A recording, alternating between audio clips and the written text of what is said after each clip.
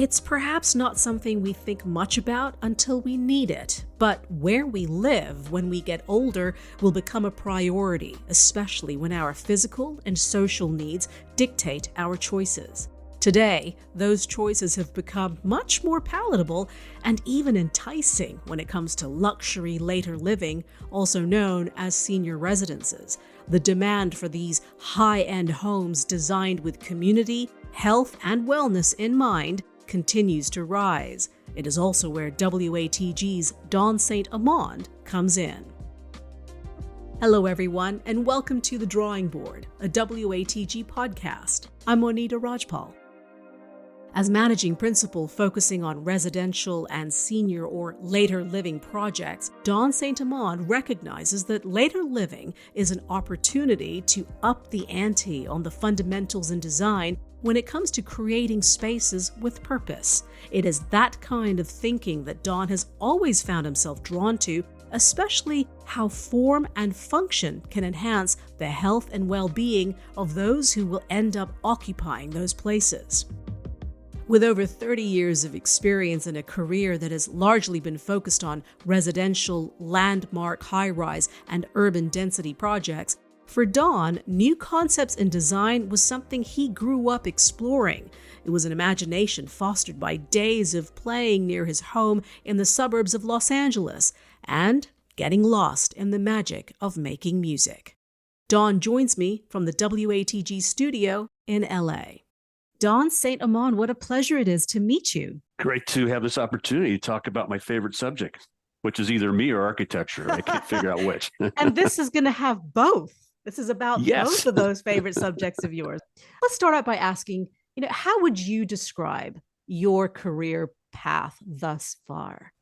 Well, in a lot of ways, it felt like destiny, and kind of my mind looking back is just all the things fell into place as I was growing up, where I went to school here in Southern California, and all ending up here at WATG in Los Angeles, Southern California, where all these great modernist architects started their careers, has had a big impact. You're now focusing your work on later living. What made you decide to make that switch?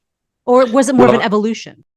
Actually, it was about mid-career that I was working with a client here in Mid-Wilshire who was looking at doing high-rise work, and turned out that they wanted to do a senior living project. And so the client invited me to sit down and sketch some unit plans and talk about the project. And I met a very influential operator, Watermark, probably one of the more luxurious senior living operators in the U.S. And of course, they've done a few work overseas. But we connected right away. Particularly because I understood the residential side of senior living. And a lot of our competitors, architects, think about it from a healthcare standpoint. But this focus and this particular client was really focused on basically how you handle residential and all the nice things that go with it. After all, it's a different typology than, let's say, residential, but different than hospitality, whereas hospitality, people will stay for a short period of time, and for senior living, you're going to stay for a longer period of time. So you have to take that in consideration, that their friends and social groups will be part of this senior living community. So there's some difference between the two, but it really came back to the roots of my multifamily experience over the years. With that, when you're designing these spaces, what do you believe are the fundamentals, the must-haves? The overriding concern that all senior living and any senior, they're aging, is that their social group tends to be diminished. People pass away or they move away. The kids might move away. And so loneliness is a big concern. Even with multifamily residential, socialization is super important. But as they say, loneliness is the biggest killer with senior living. And there was a quote that I heard a while back where it says, one expert said, being lonely is like smoking 15 cigarettes a day, just to point out how unhealthy being alone and not having a social group, particularly as couples age and one may pass away or divorce or whatever the reason is for separation, that becomes an issue. And so what we look for in both our multifamily residential and our senior living is to find occasions in architecture and through programming where we can encourage that socialization amongst residences. It highlights, doesn't it, the connection and how important that connection is between architecture and wellness. There's one particular book that I've read years and years ago that really affected how I think about it. It's called Healing Spaces. It's by Esther Sternberg. And as a medical doctor doing research at the University of Arizona in Tucson, she wrote about her experiences and what she was seeing through architecture, how people heal, how fast they heal. And I think one of the aspects that she mentions is she talks about the early architects, Alvar Aalto, some of the others in the early 1900s, where at one point they were building a lot of sanitariums. They found that with certain architecture, which let's say you had a window in your room and you're facing a brick wall, compared the healing process to one who had views over, biophilia, forests, et cetera, et cetera. They found that the healing process was much quicker when you had views and when you had that opportunity to connect to biophilia. And I think a lot of it has to do with diverting your attention away from whatever pain you're having. A lot of seniors have multiple issues, healthcare issues. And if you can divert that attention away to something else, there's certainly a kind of a less stringent impact on stress. And so that early work was very important in my career, understanding the views, light, and just the socialization aspect. And if you overlay that to the architecture, I think you're going to be more successful in terms of how people heal, how people feel, how they socialize, and just a general well-being.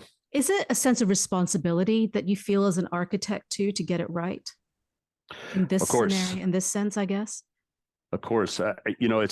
It's the commercial part of it, which is to have repeat clients. And so the success of your project and how fast it leases up, how quickly people renew their leases, et cetera. In the case of multifamily, that is one marker on determining success. But the other one, which is a little between the lines here, is how you make people feel. How do they respond to the architecture? The architecture is a support for the overall project, but the programming and how people filter through that is very important. In my college years at USC here in Southern California, the Dean of Architecture, very important architect here in Southern California, Quincy Jones, he would frame the profession of architecture, architects themselves, as a focusing lens for all the various disciplines that come together. And it's that point, how you focus, what information, what noise you exclude, what things you think are paramount to making a successful project, that really yields the successful results. And so early in my career, actually before I started my career, I was very influenced by Quincy Jones and his ideas of what architects should do. It's not about me. It's not about others. It's about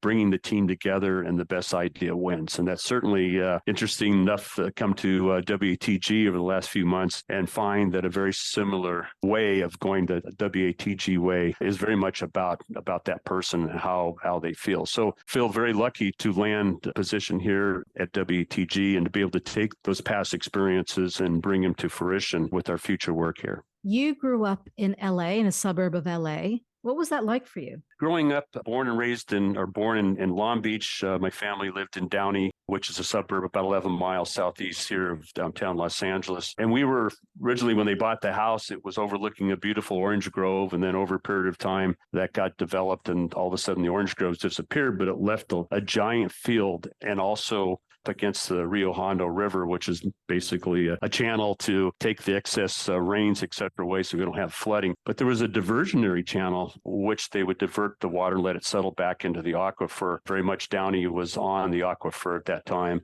for supplying domestic water. But it was a great opportunity to kind of play Tom Sawyer out in this settlement pond, where we'd build rafts and we'd have fun. We'd build forts, we'd build tunnels, we would do all sorts of things that kids do. But I felt at that point, wow, there's something about three-dimensional thinking about how you put things together, what tools you use to make that happen, and how do you plan that going forward. So early in my childhood, I was noticing that I've kind of had this skill. I always tested very in the high range of 3D thinking, space simulation, et cetera. So that was a good start in terms of where I thought I was going to go, but I didn't know what architects did. I had no idea until my mother brought home a book that she found on one of these giveaway tables, but it was written by Olga Wright, who was the last wife of Frank Lloyd Wright. And He put together the book after he passed away, which is a beautiful edition of his early work prior to him coming to Los Angeles. So that was a big influence, and it opened my eyes. Oh, that's what an architect does. And funny thing was that it was a good fit to where I saw myself going. So that really started off my early career trying to think in those directions. Later on, when I got to middle school, we were fortunate to have industrial arts programs, metal shop, wood shop, but also drafting class. And I thought, wow, this is great. I can build things. I can plan my buildings, plan what I see three-dimensionally by drawing. And so I was very much attracted to that. So together with that background, living in Downey next to those settlement ponds and all the fun things that we had, my time at USC and my mother exposing me to what architecture was really the foundation to what I am today. How did your folks respond to this desire to build and create and design? They were very supportive. I'm certainly, when I sat down with my father and he said, well, where do you want to go to college? And I said, USC. And he kind of choked because the tuition was pretty high. I think it was $1,200 back then, but that was a lot of money back then. But it was one of the premier programs in Southern California, the long, long legacy of architects that came out of USC, the modernist movement, et cetera. It was the right place for the right time. And certainly my family was very supportive. There was no one in my family who had thought about architecture. Mainly my family was in the medical professions. My father, a doctor, my mother, support staff person for medical profession. So they didn't really know. My grandmother in her older years, she said, Don, why don't you become a truck driver? There's a lot of money in that. And I kind of passed that off, said, well, I think I'm going to do something different than be a truck driver. So, yeah, they were supportive, but I think they were in wonder. It's like, what is this kid doing? Yeah. Being at USC, what was that experience like for you? Well, I got to tell you, we had a great football team back then. So that was super important. That was the Pete Carroll days. And before that, it was a great opportunity to really delve into the campus, understand the architecture on that campus. The architecture when I was going to school was not so much in this sort of themed Gothic collegiate architecture that you see there today, but it was very much about the modernists. So, Pierre Koenig, Quincy Jones, I.M. Pei, many of the Black Cape architects were practicing their architecture and had many completed projects on campus. So it was a great opportunity, eye-opening experience to see how each approached the campus, how they intertwined their buildings, try to create social experiences. It was all a great opportunity to dive into Southern California architecture. Tell me about an experience with an X-Acto knife. Well, there was a professor, he was a Scottish gentleman.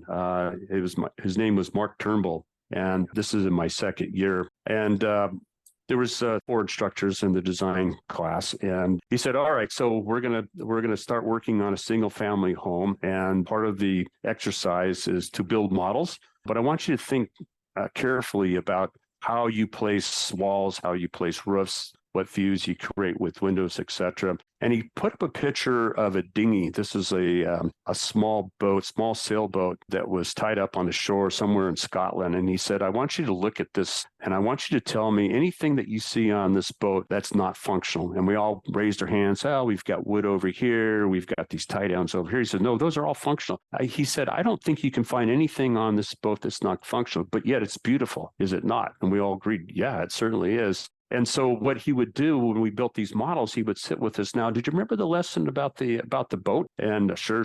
And then he'd go through, now, what's this wall here? Well, I'm not quite sure what the wall just seemed like I needed. All right, let's cut it out. And he'd take his X-Acto knife and he would cut it out. After you spent night after night after night, weeks on end building these models, he would just cut them out. But you know what? That left a very big impression on the students and certainly myself. And I always remember about the functionality of every component we put into our architecture. And certainly, if you look at the work that WTG does with the resort projects in particular, your arrival sequence, and a lot of them is some of my favorite resort projects in the world, frame the view what's beyond, and there's no wall between you and that view. And that whole rival sequence is very much what those teachings were at USC. How did that, as well as growing up in California, influence and inform your design practices to this day? Certainly back when I was practicing, early days of practicing unit planning with my residential projects, there were a lot of rooms. There was a dining room, there was a living room, and the kitchen was separate. And there was all these walls that were kind of in place. But, that was kind of what the buyers or the renters were expecting. But as time went on, as we started to take those walls out and sort of think about how we socialize, preparing a meal, et cetera, and everybody and their brother now thinks about that open concept, in terms of layout. But I have to say that a lot of that, I think, is due to architects thinking about how the early modernists here in Southern California eliminated walls, had flowing spaces between one to the other. And certainly Frank Lloyd Wright, even in his early years, is very much about those flowing spaces. I think about the Roby House and very much how those spaces flow together and how that influenced Southern California architects, but also the profession, especially in the multifamily area here in Southern California and throughout the world now. What kind of personality traits or characteristics do you believe are necessary for a good architect? There is something to be said about translating intuition, translating emotions into 3D design, right? But what are the real characteristics, do you believe, from an emotional and psychological perspective, do you believe are important for an architect? I tell my staff this. I said, listen, you can work by yourself if you're designing a phone booth. Not many on this call remember what a phone booth is, but let's say you're designing a very small structure. You can take that on yourself. But when you get to a big project, all of a sudden you find yourself needing to work with a team. And so when you work with the team, you want to pull all the good thinking, all of the hard work together from the team. And as I said earlier, the best idea wins. And I certainly think that a certain amount of patience, but team building skills and the ability to step back and say, well, that's a better idea than the idea I have. Let's go with that. And I think where ego intersects that team building skill is probably the essence of architecture. Certainly all of us in the design field think about our work. We're very proud of it. And there's a certain amount of ego that goes with it, which I believe is healthy. But you also have to park that when it comes time to, working in a team environment so that everybody's included, but that the best idea wins. And when you talk about that, when someone very junior comes out of school and says, I have a great idea. All right, let's hear it. And you think, oh, that is a great idea. Let's go with it. Not only do you find the best idea to move forward to present to your client, but also you build that young person's confidence and moving forward. So they're not afraid to be timid and bring up what their best ideas. So I think there's an intersection again of ego, intersection of team building skills, and sort of holding the mantle of the best idea wins. I think is super important for the profession in general. Where did that come from for you? Where did you learn that? Did you have siblings growing up? I did, but actually that probably came more out of sitting early in my career, sitting with a team and saying, my idea is the best idea. And then someone said, well, no, it's not. Here it is. You got smacked There's around humility a bit, for you. A little humility goes a long ways. And I certainly thought, well, that person's right. Let's put that aside. And certainly you want to present your ideas in the best way possible. But why is it a better idea? What is the criteria behind that? What is the critical thinking?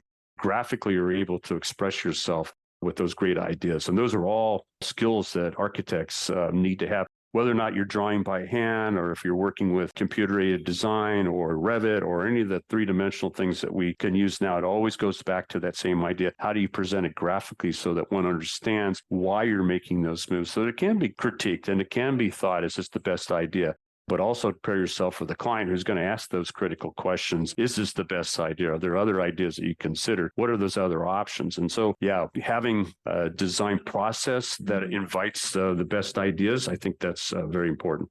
Speaking of that design process, what is the very first thing you do when you have an idea? Do you take pen to paper or is it a design on a computer? Well, you're talking to a dinosaur here. So hardly. Besides the chisel and the granite, typically I pull out a pen and a piece of trace paper and I start thinking about the diagrams. How do you put it together? Because just the way I think and preparing with a client or preparing some sort of strategy session with my fellow coworkers here at WTG, typically just brainstorm, put a lot of ideas down on paper, scribble it up, cross this out, put this over here. I think today's technology would be similar to using a mural board, for instance, how we put ideas up and we look at those and we get together as a team. But my first process is to get those ideas out very quickly so that I can be critical of, are those good ideas, and then evaluate it based on criteria. So pen to paper is always something important. I'm a copious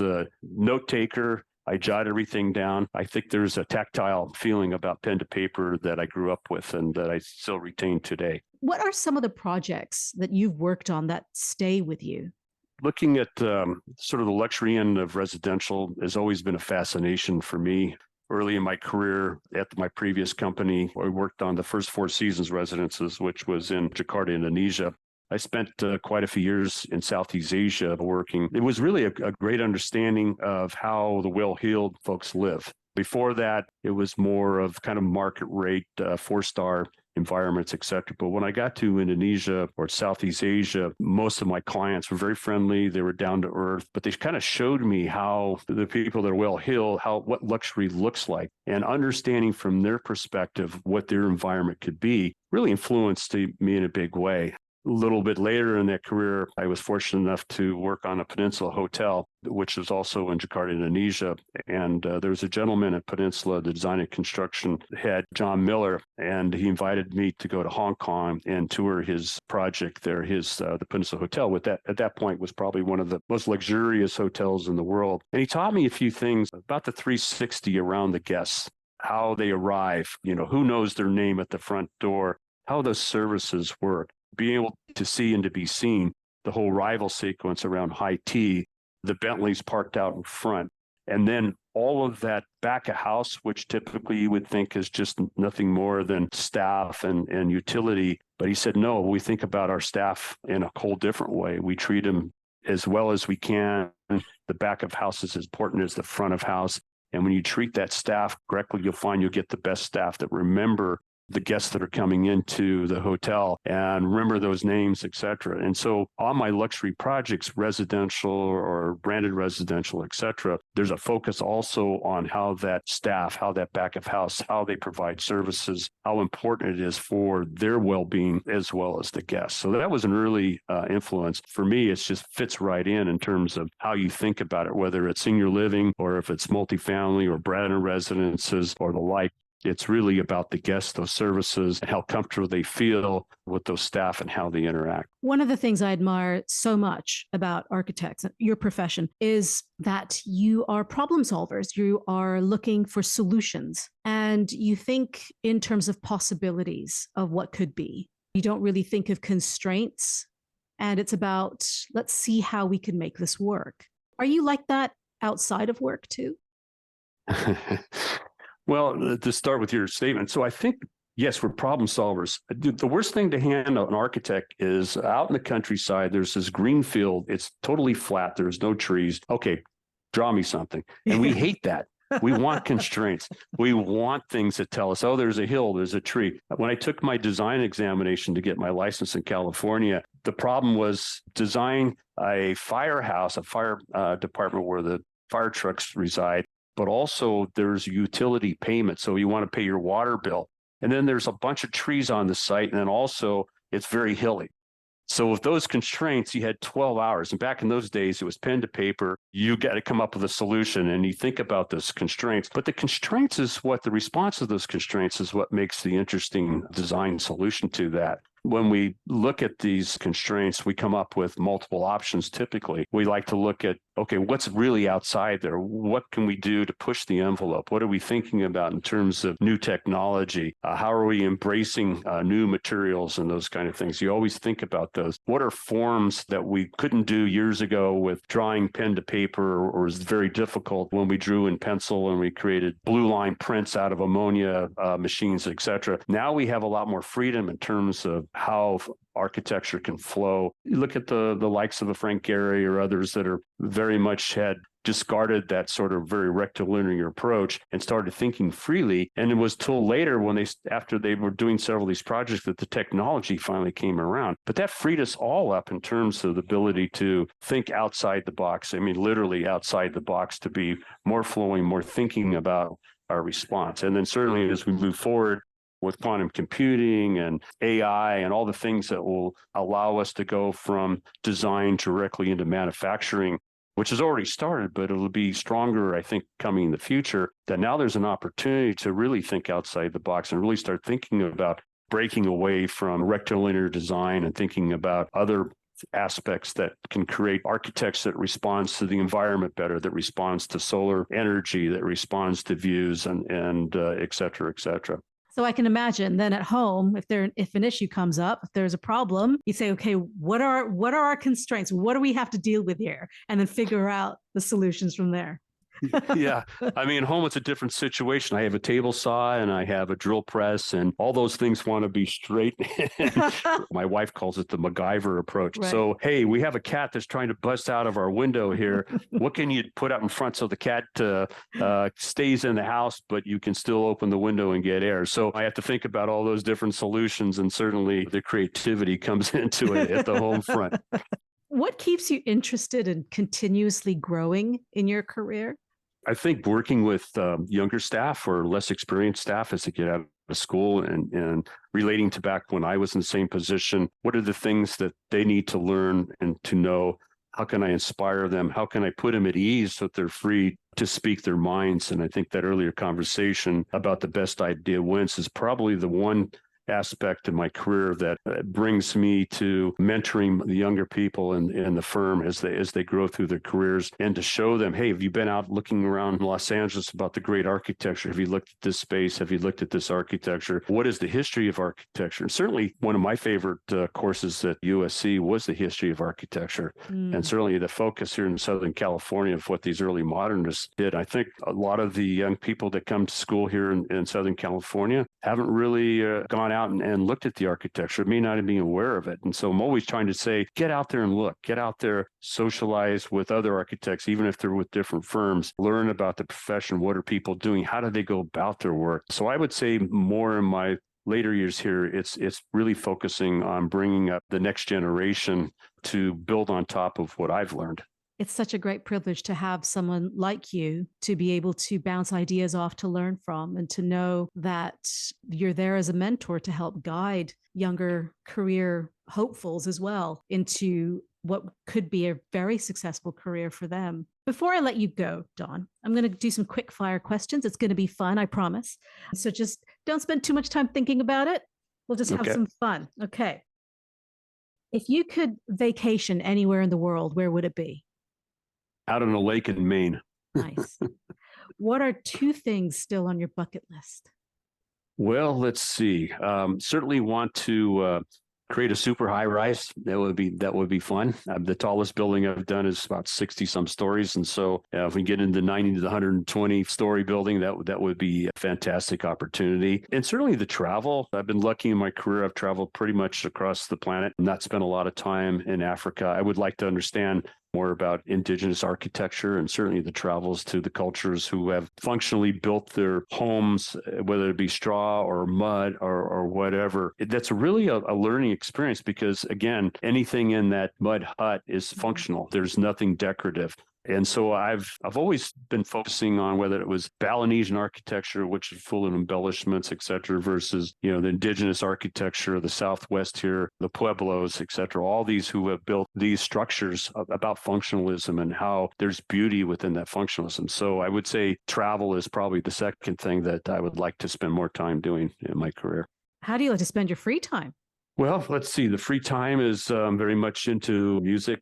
When I was in college, I learned to play keyboards and spent a lot of time in bands, working nightclub circuits, et cetera. And it's something that I continue today, not so much with bands, but certainly my musical progress and learning and writing songs and writing music has always been a passion. I probably spend an hour to 2 hours a day at my keyboards and just drifting away, thinking about the ability just to be as free and as creative as I possibly could be without constraints. No one's listening to me. No one says, hey, we have to learn 10 songs for this set tomorrow. Just be free with those headphones. No one can hear me. My wife doesn't have to hear the same old song of mistakes I make over and over again.